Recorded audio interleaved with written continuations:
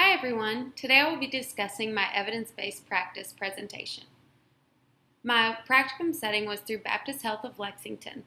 My setting included a well-rounded and diversified group of RN BSN nurses.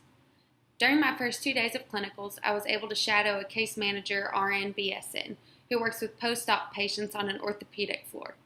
She works on placing patients in a rehab or a long-term care facility depending on where their insurance will cover and depending on what surgery they've had. Next, I was able to shadow an orthopedic RN BSN floor nurse.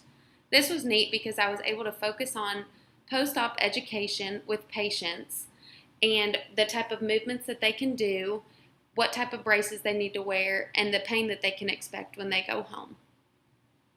Next, for my last day, I was able to work with the pain management RN BSN.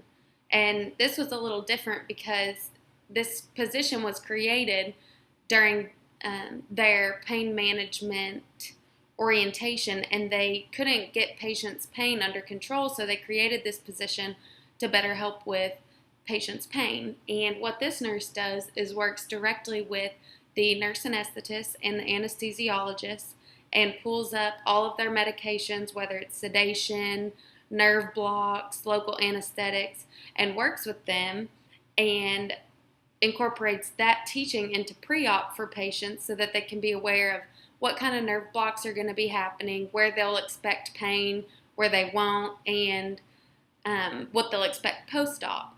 Also, this nurse teaches patients when they go home with the on-cue ball. And this ball is a ball full of a local anesthetic that patients go home with for about 46 hours. And it's a nerve catheter that goes and sits right next to a nerve and allows just local anesthetic to go into that area where they've had surgery. So it's a great way to help prevent pain for post-op patients. And it has definitely decreased on narcotic usage, which is a huge deal. And this type of education for patients has been very beneficial at this facility. And my learning goal for my evidence-based practice project was how to learn more about what educational ideas create the strongest learning results in patients that are greater than 65.